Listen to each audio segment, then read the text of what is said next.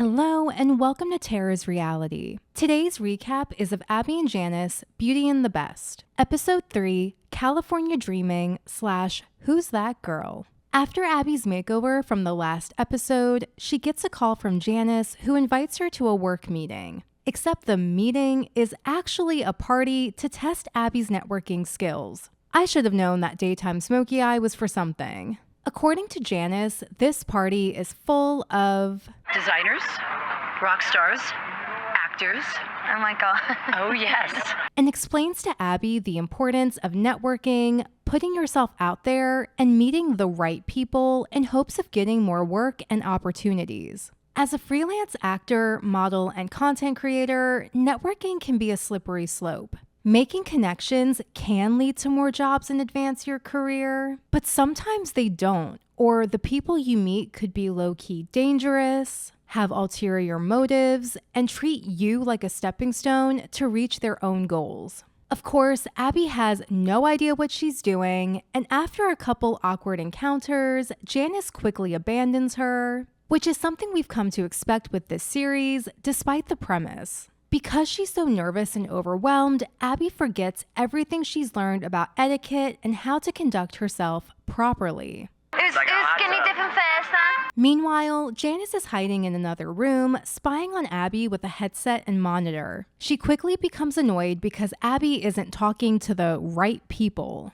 Come on, Abby, work your way over to the designers, or people that look like they design for a living, or that could employ you. And explains how Abbey should judge appearances in order to identify who's most important to connect with. I understand what she's saying, and while I'm not a fashionista myself, I also understand the value of dressing the part and presenting yourself a certain way. But at the same time, you can't always judge a book by its cover. I don't know, what do y'all think? Abbey notices a charismatic man wearing a white suit jacket and assumes he's the one she's supposed to be talking to. Unbeknownst to her, he's Christian Audigier, the fashion designer behind Ed Hardy. Despite Janice's frustrations, Christian isn't paying much attention to Abbey. What do you do? What do you do? Coming to your party, you invite us. Now we have a drink, you know? Yeah. We don't know what you are doing. Which prompts her to engage with the other partygoers instead of pursuing him further. This whole segment was annoying to watch because it's just another, let's see Abbey flail in a new environment like a fish out of water setup, accompanied by Janice's harsh critiques that are disproportionate or ill-fitting to what's actually going on. She's not asking the designer who he is. She's not even networking. I'm going insane. Meanwhile, Abbey's been trying to talk to Christian and figure out who he is, while still connecting with other alleged industry professionals, aka the talent hired by production to pose as party guests. Side note, this whole episode is basically an Ed Hardy advertisement, but anyways. Once Janice has had enough, she calls Abbey to meet her inside where she's given an earpiece, so Janice can feed her lines and guide her through the party. Janice instructs Abbey to find Christian, greet him with kisses, then ask him what he does while also pretending to know about his previous work. You put the hat on Britney Spears. But you put the hat on Britney Spears and she started it all. In all seriousness, you should do research on the brands or clients you want to work with, as it's good to be informed and shows genuine interest and passion. But of course, this is reality TV, where nothing is real. After convincing Abbey to spill a drink on purpose for literally no reason at all, Janice comes out and joins the party to show Abbey how a pro networker does it. She asks Abbey to show Christian her walk, then things take a questionable turn. Christian asks if he can kiss Abbey on the lips, which initially shocks Janice, who tries to play it off as Abbey being a good ass kisser. But then Christian asks again, and Janice, her mentor, says, You're gonna have to kiss him. Can I kiss you, babe? Go on, kiss him. Give me just a kiss. I didn't see anything. like, be fucking for real. In her confessional, Janice admits that things snowballed and that it was her fault for encouraging Abbey. But then she follows that up by saying, Flirt for work, who cares? Do what you have to do, get the goddamn job. I know reality TV is supposed to be unhinged for the sake of entertainment, But in all seriousness, this is a classic example of someone in a powerful position taking advantage of someone in need, then that person being encouraged or ignored by others who are looking to benefit from the exploitation. Also, doesn't Abbey have a boyfriend? She was just talking about him a moment ago. Side note, was it necessary to mock Christian's accent in the subtitles? Christian invites Abbey to a casting for LA Fashion Week the following day, and she accepts. In their confessionals, the ladies positively reflect on this accomplishment as if this whole encounter wasn't completely staged by production. The next day, Abbey gets ready for the casting. Although she's extremely nervous, she does make a smart choice with her outfit. The look I've gone for is just jeans and a vest. It's quite casual. It's also the stuff they do.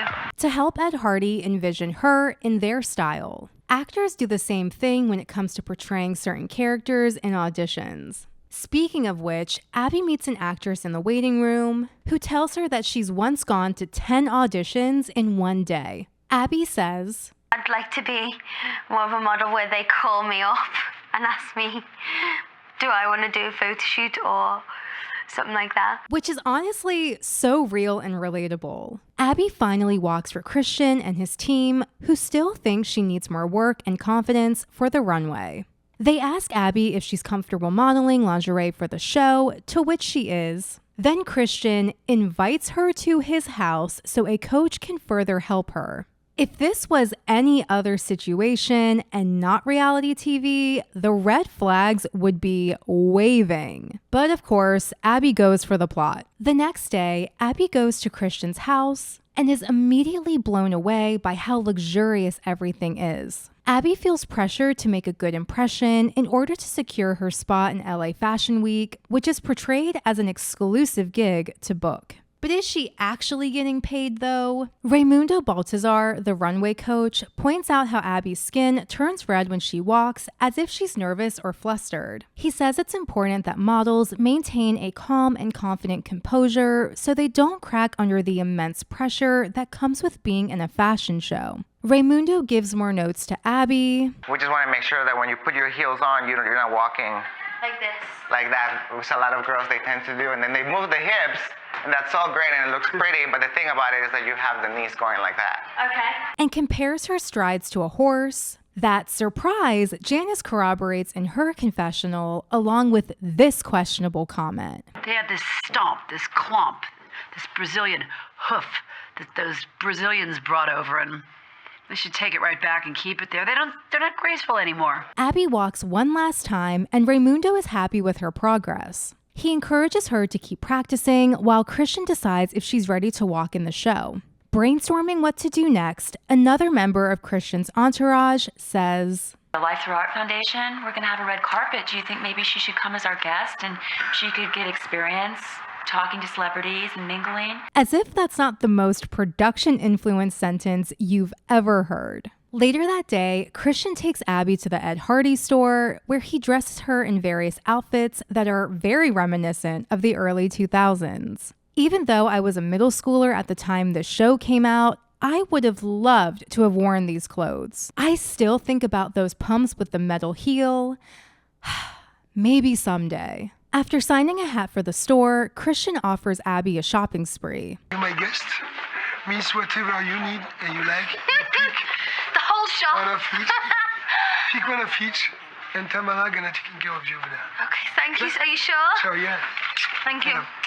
Of course, this gets Abbey excited, and she starts running wild. Abbey leaves with $5,000 worth of free clothes. Tank tops, which the British refer to as vests, shorts, hoodies, leggings, etc., and admits to going a bit overboard. Don't get me wrong, it's a nice gesture, but especially from working as a content creator, I can confidently tell you that most brands are cheap.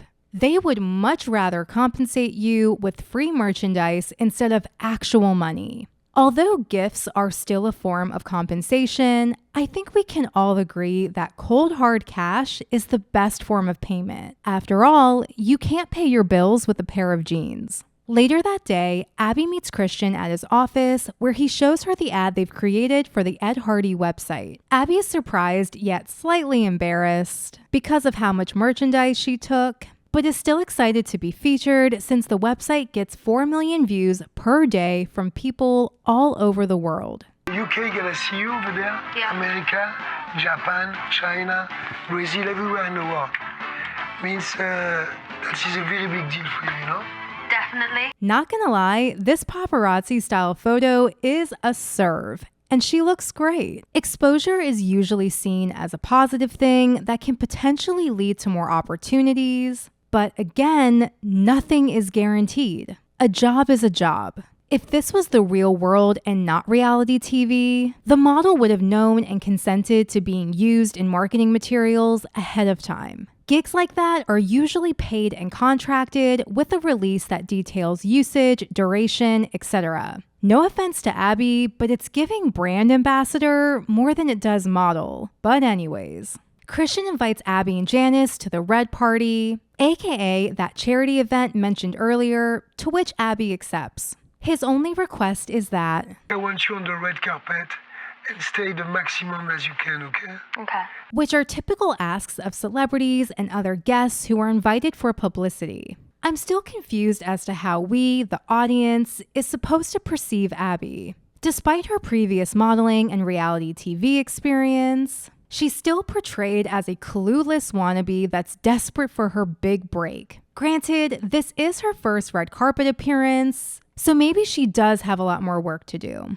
At the party, Abbey and Christian meet up with Janice, who's waiting for them on the red carpet. Despite Abbey's nerves, Janice walks her through it. I'll do the red carpet and you'll watch.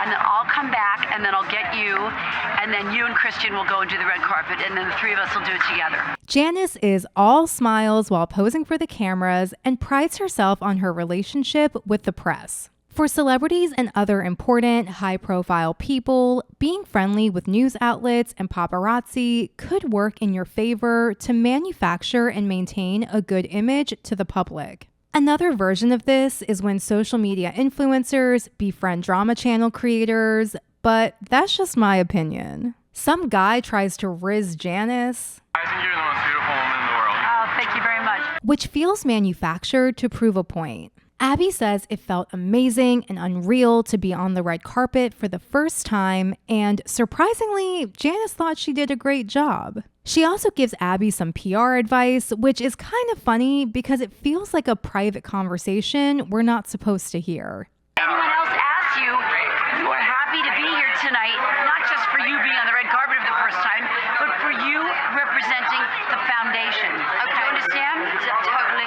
Okay, good. And that's a wrap. Thank you so much for watching. Let me know your thoughts about everything we just watched and any fun facts or anecdotes related to the show down in the comment section. Please like this video if you did and subscribe for more nostalgia and reality TV recaps. Bye.